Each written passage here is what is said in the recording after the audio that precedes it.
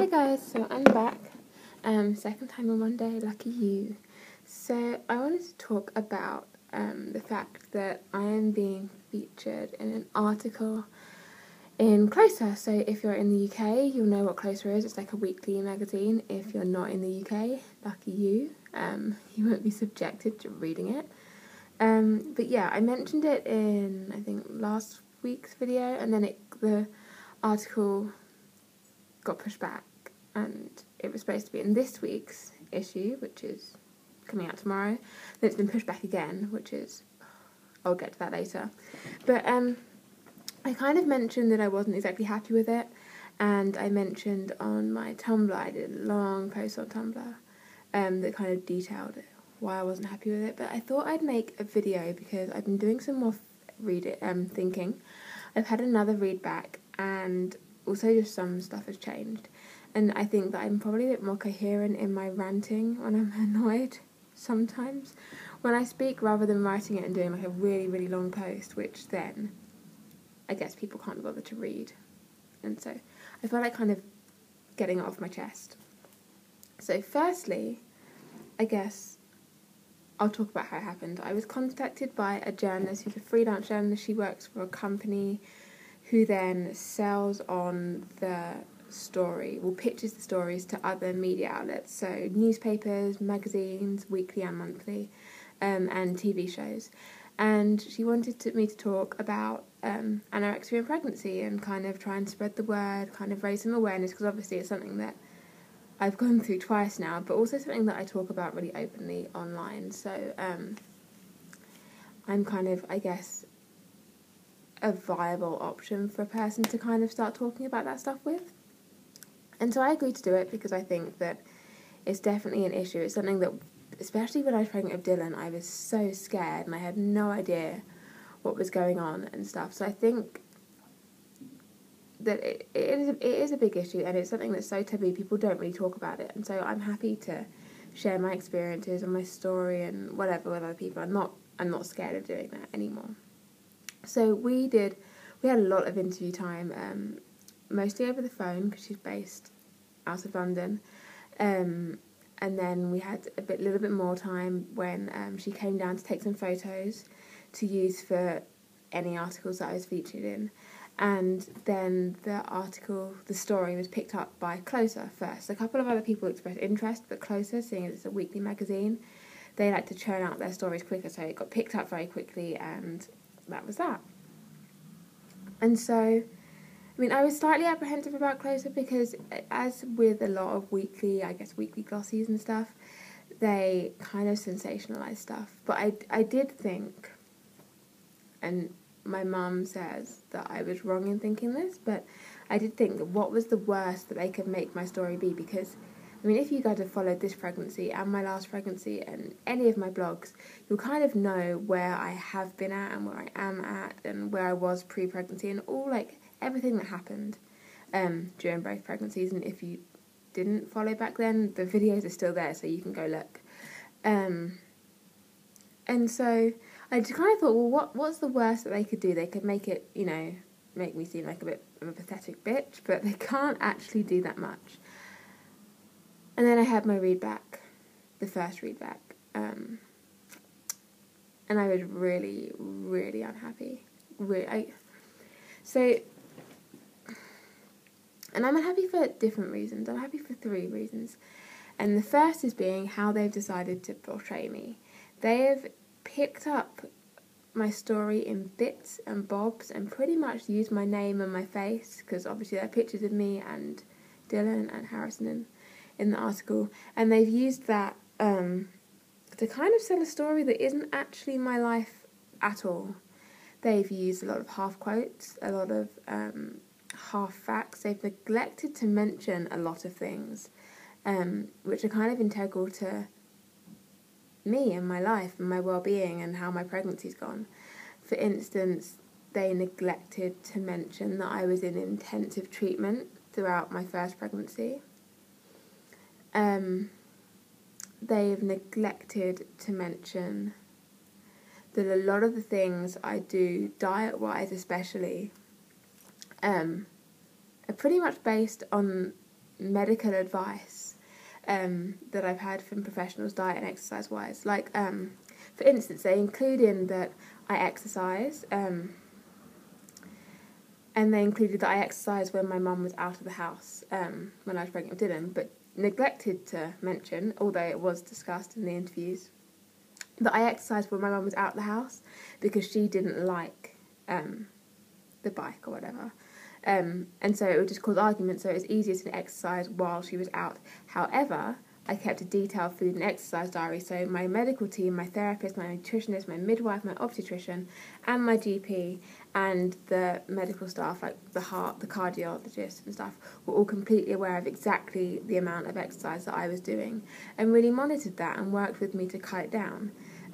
Saying this time, like, I do exercise, but I've changed my exercise routine. I do a lot of strength training now, which is on the advice of my doctor and my midwife, to try and strengthen the muscles in my back to take the pressure off my pelvis, which obviously is damaged.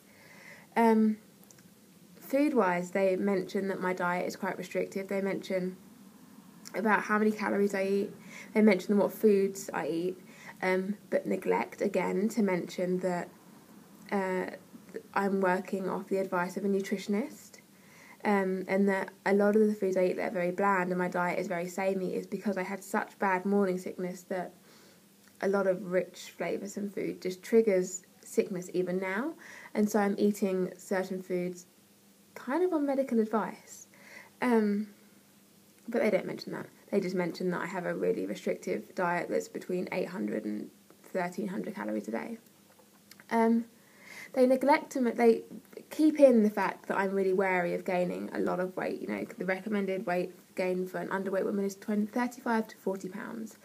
And I said that, and I said that I don't want to gain that weight. And they kept that in next to the bit that my diet's really restrictive. What they neglected to keep in, which is also something that I said, is that because despite the fact that that is what is medically advised, like standardly across the board, what has to be, you have to bear in mind that once I've given birth and my body is no longer sustaining a child, I'm just left being, Holly, she is an anorexic, I am an anorexic, and I have just gained 40 pounds. And what psychologically could that do to me? Is that putting me in a stable place to raise a family? No, of course it's not.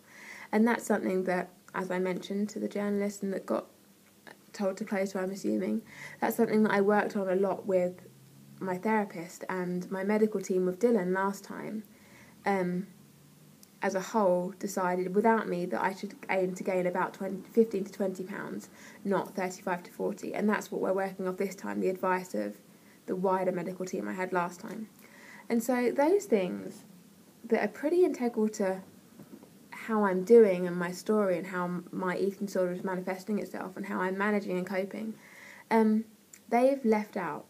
But they've kept in that I don't want to gain weight, and they've kept in that my diet is restrictive, and they've kept in that I exercised while my mum was out the house and now I live alone. And they've kept in all these things like that make it seem very much like I know that I'm doing these things, but I don't care because I don't want to lose weight. They've also used a lot of quotes that are like half quotes. So they asked some pretty leading questions that Closer wanted to know. Things like, do I feel guilty about certain things? And I was honest. I mean, I do feel guilty. I said, quite honestly, I feel really guilty that I don't have a normal pregnancy. And I said, quite honestly, because I do know, I know that because of my anorexia, there is a risk to my child. But I also mentioned that even if I'm perfect during my pregnancy and I did gain 40 pounds, actually the complications that arise would still be there. My bones are still extremely weak. My heart is I still have an arrhythmia. I still have a really skewed hormone levels. These complications would arise regardless of how much I ate during my pregnancy and how much I exercised. Because it's damage I did previously. 14 years of anorexia, it's previous damage. I don't stretch because of previous damage. However, what they kept in is that I feel guilty because I know I could harm my child because of anorexia.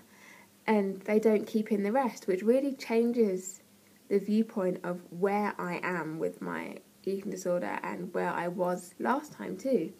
I think that by missing out important things like the fact that I did have and I do have a lot of medical advice, that a lot of things to do with my diet and exercise are based on advice, a lot of things to do with weight gain are based on advice, that a lot of the feelings about weight gain that I have been talked through with therapists, and we've come to a middle ground whereas weight gain and maintenance and stuff is concerned.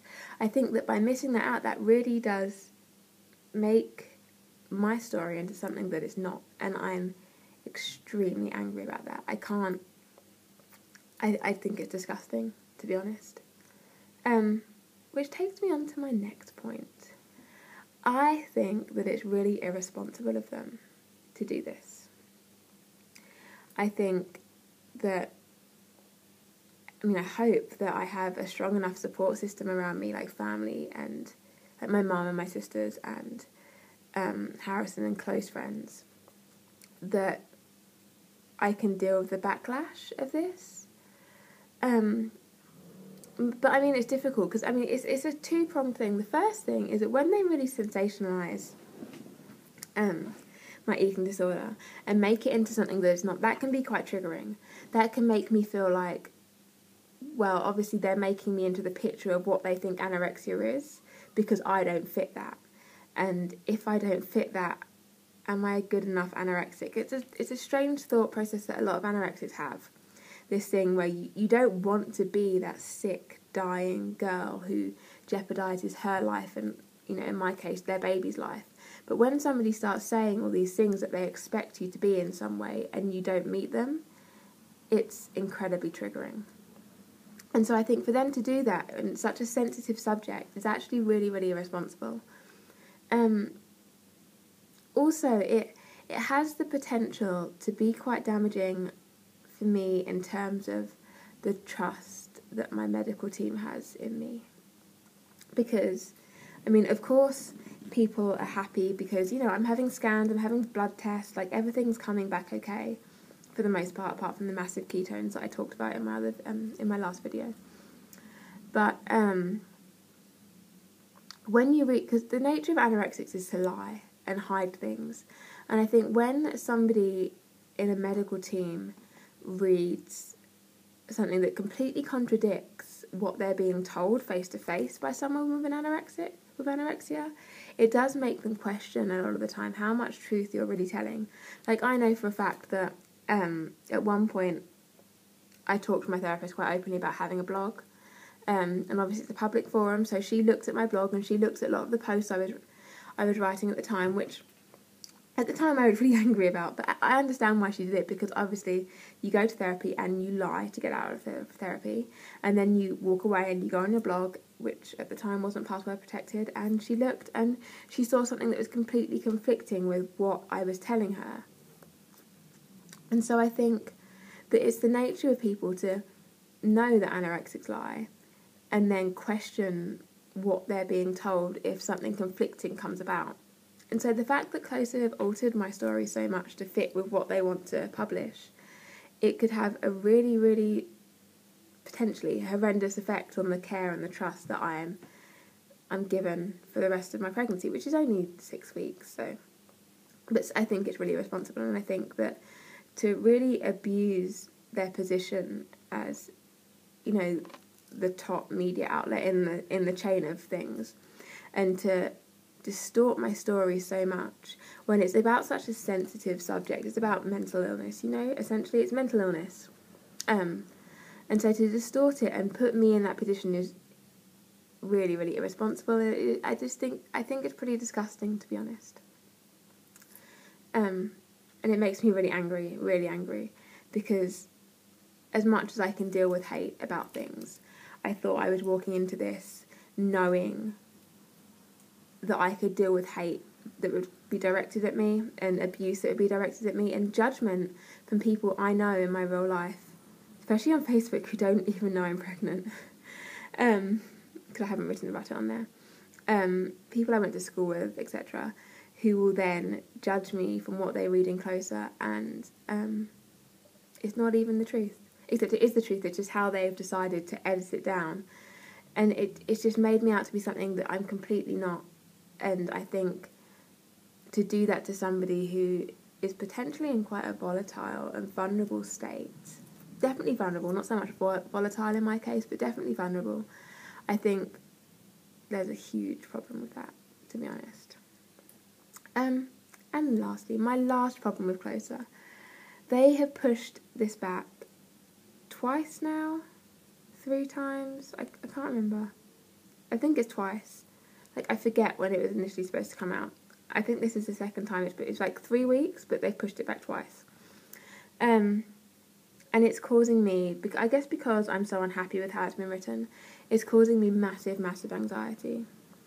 And given I have such a difficult pregnancy, with so many complications, and that my body is in such a volatile state that it does just, periodically start contracting and sending me into labour, the effect that them pushing it back, the anxiety that's prolonging constantly, is having a really, really negative effect on me, and it just makes me really angry that they could pick up a story about a vulnerable woman and then completely distort it in a way that is irresponsible and just vile, to be honest, and then push it back and just extend the anxiety because it's all for what they can gain, publicity-wise and print-wise and money-wise, and it makes me so angry. And I've been talking for almost like 17 minutes now, and I haven't even touched on some of the stuff. But yeah, I'm really angry. And it should be out next week. So that's the second Tuesday in June. So, yeah, look forward to that. I'm hoping the journalist who contacted me, who actually is lovely, by the way, let me just add that in. Lovely, it's not her fault what Closer have edited at all. That's just how Closer have decided to edit what she wrote to them in the first place. But she's working on getting some better media outlets, possibly some TV and other magazines/papers that would hopefully handle the story a bit more delicately and actually paint a true picture of what's going on. So hopefully I'll get to undo some of the damage this has done before I go into labour. But to be honest, if Closer keep on pushing it back, I'm going to have Isla before the story's even published. So yeah, that is my take on Closer. You'll probably see some more rants about it online at some point. And as I promised a couple of weeks ago, I will reblog the initial post onto my baby Tumblr too. So yeah, that's what's going on with Closer magazine for those of you who have been asking. Sucks. Okay, bye.